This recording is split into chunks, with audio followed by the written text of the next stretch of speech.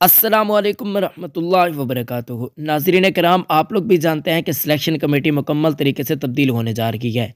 शुएब अख्तर, इंज़माम उल हक या फिर इनके साथ आपको राशिद लतीफ़ सिलेक्शन कमेटी के अंदर देखने को मिल जाएंगे। पाकिस्तान टीम में बड़ी बड़ी तब्दीलियां आपको देखने को मिल जाएगी। गुज़िश्ता चीफ सिलेक्टर मोहम्मद वसीम को पाकिस्तान टीम की सिलेक्शन कमेटी से मना कर दिया गया है और इस ओहदे से उनको बर्खास्त कर दिया गया है। नई सिलेक्शन कमेटी होगी, 3 नामों पर गौर किया जा रहा है। जिसका भी कुरा निकला वहीं पाकिस्तान का चीफ सिलेक्टर निकलेगा।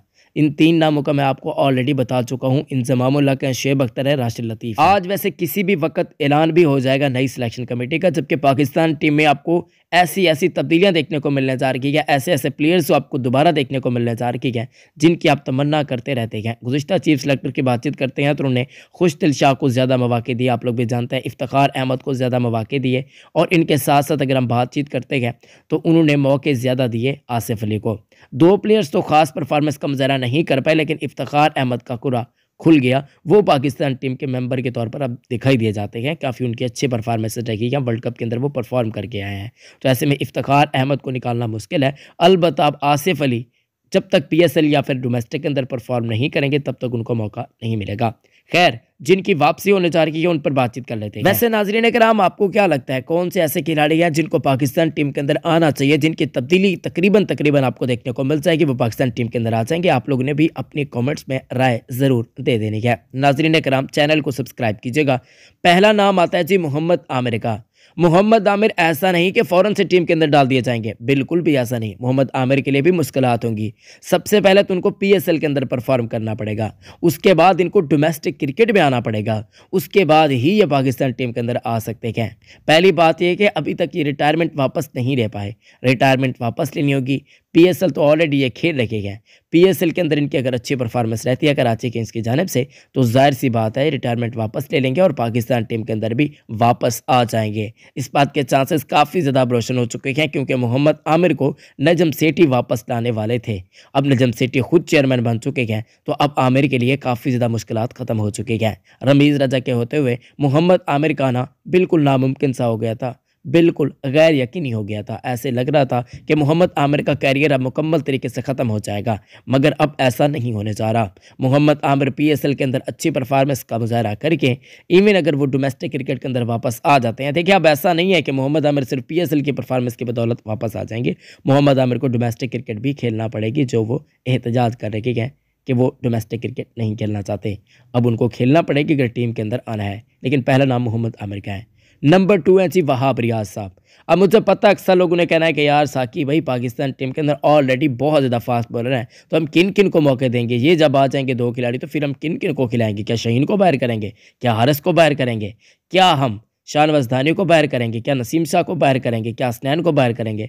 ऑलरेडी हमारे पास अच्छे अच्छे पेसर्स हैं, तो ऐसे में वहाब रियाज की हमें ज़रूरत नहीं है। देखिए भाई लोगों, अभी खुदा न खास्ता जो हाल ही में पाकिस्तान टीम के साथ इंग्लैंड करके गई है, वहाँ पर टेस्ट मैचेस के अंदर क्या हुआ आप लोग जानते हैं कि 3 फास्ट बॉलर इंजरी क्या हुई उनकी।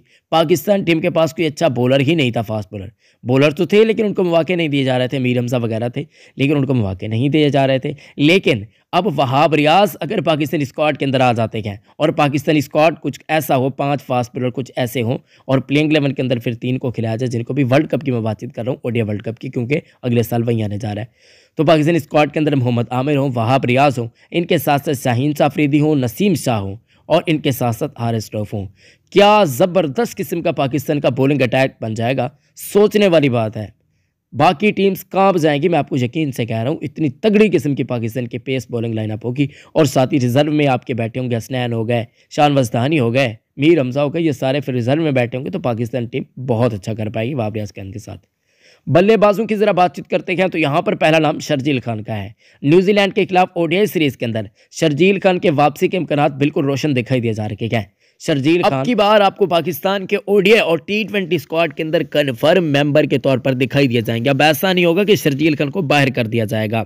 शर्जील खान वैसे भी अच्छी कारकर्दगी का मुजाहरा कर रही है, इन्हें पीएसएल खेलने की क्या जरूरत है? यानी कि पीएसएल के अंदर परफॉर्म करेंगे तभी आएंगे, ऐसा कुछ भी नहीं है। ये ऑलरेडी डोमेस्टिक क्रिकेट के अंदर बहुत अच्छी परफॉर्मेंस का मुजाहरा कर रही है। यही वजह है कि न्यूजीलैंड के खिलाफ होने वाली ओडीआई सीरीज के अंदर भी इनको कंसिडर किया जा रहा है और काफ़ी इम्कानात यही रोशन है कि शर्जील खान आपको पाकिस्तान के ओडीआई स्क्वाड के अंदर कमबैक करते हुए दिखाई दिए जाएंगे।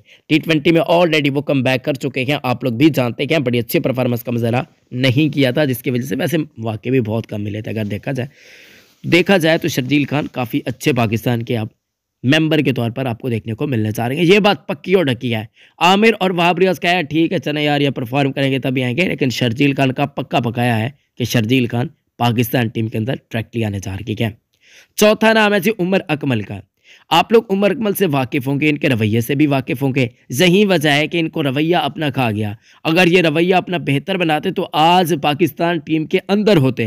अगर ये अच्छे बच्चों की तरह रहते तो मैं आपको यकीन से कह सकता हूं कि सबसे सीनियर पाकिस्तान के मौजूदा टीम के अंदर खिलाड़ी यही हैं, ना मलिक है ना हफीज़ साहब हैं। तो ऐसे में उमर अकमल अगर अच्छी परफॉर्मेंस का मुजाहरा करते, जो इनके अंदर टैलेंट है, तो अभी भी ये पाकिस्तान टीम का मुस्तकिल मेंबर के तौर पर खेल रहे होते, मौका उनको मिल जाता। ऐसे कुछ सिस्टम होते, ये पाकिस्तान टीम के अंदर होते। अच्छा, मैंने एक वर्ड यूज़ किया अच्छा बच्चे का।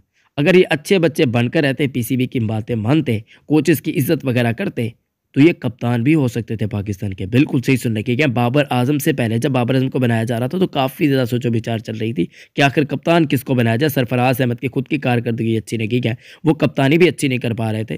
तो ऐसे में नाम उमर अकमल का आ सकता था उस वक्त, मैं आपको यकीन से कह सकता हूँ, लेकिन ये अच्छे बच्चे नहीं बने। खैर, अब इनकी वापसी हो सकती है। नेशनल कप के अंदर जो परफॉर्म कर रखे हैं, डोमेस्टिक के अंदर परफॉर्म करते रहेंगे तो पाकिस्तान टीम के अंदर आ जाएंगे। PSL भी आ रहा है। अहमद शहजाद, नजम सेठी के आने के साथ ही अहमद शहजाद अब डोमेस्टिक क्रिकेट के अंदर देखने को मिल रखे हैं। बिल्कुल सही सुन रखे हैं। सेंट्रल पंजाब की अहमद शहजाद नुमाइंदगी कर रखी है। काफ़ी अच्छी परफॉर्मेंस का मुजाहरा इन्होंने आते साथ ही किया है। मैं वीडियो भी जल्दी इन पर बना रहा हूँ तो आपको वो भी देखने को मिल जाएगी। लेकिन अहमद शहजाद पाकिस्तान टीम के अंदर आ सकते हैं, इस बात में कोई भी शक नहीं है। लेकिन मुझे ये नहीं पता कि भाई किसको निकाला जाएगा। क्या फ़खर जमान को निकाला जाएगा, क्या इमामुल्लाह को ODI फॉर्मेट के अंदर निकाला जाएगा, क्या T20 में आपको फ़खर जमान के साथ शर्जील खान नहीं देखने को मिल जाएंगे। यही तो ओपनिंग बनती जा रही है ना। अब देखते हैं क्या सिनेरियो बनता है। मेरे हिसाब से मुझे लगता है कि अहमद शहजाद भी वापस आ सकते हैं, लेकिन इनके लिए बहुत ज़्यादा मुश्किल है कि कैसे आएंगे। भाई किसको जगह खाली करना पड़ेगी। लेकिन अगर ये बहुत ही अच्छी परफॉर्मेंस का मुजाहरा करते हैं डोमेस्टिक के अंदर, तो ऐसे में सबसे पहले तो ये PSL के अंदर आएंगे, उसके बाद ये पाकिस्तान टीम के अंदर आ सकते हैं। लेकिन इनको खेलना डोमेस्टिक पड़ेगी और अच्छी कारकर्दगी का मुजाहरा भी करना पड़ेगा अगर ये पाकिस्तान टीम के अंदर आना चाहते हैं। यही 5 नाम है। वैसे तो और भी काफ़ी ज़्यादा नाम है जिनको अगर मैं वीडियो बनाना शुरू कर दूं, वैसे एक वीडियो मैं बना भी चुका हूँ 10 खिलाड़ियों को। मैंने आपको बताया था कि भाई ये 10 खिलाड़ी वापस आ सकते हैं। अगर आपने वो वीडियो नहीं देखी तो वो वीडियो भी आप लोग देख सकते हैं, हमारे चैनल पर मौजूद है। बाकी जो भी डिसीजंस होंगे वो मैं आपको लम्हा बलम्हा अपडेट्स करने जा रहा हूँ। आज से आपको बेहतरीन वीडियोस देखने को मिलने जा रही है, या हम पुरानी फॉर्म के अंदर वापस आने जा रहे हैं, यानी कि आपको अब बहुत ज़्यादा वीडियोस देखने को मिलने जा रही है। वीडियो कभी कभी लाइक कर दें, चैनल को सब्सक्राइब कर दीजिएगा ताकि हमारी हौसला अफजाई होती रहे। और आप लोग क्या चाहते हैं, बस वीडियोस चाहते हैं ना, वो आपको मिलती रहेंगे। अपना बहुत ज़्यादा ख्याल रखें। अल्लाह हाफ़िज़।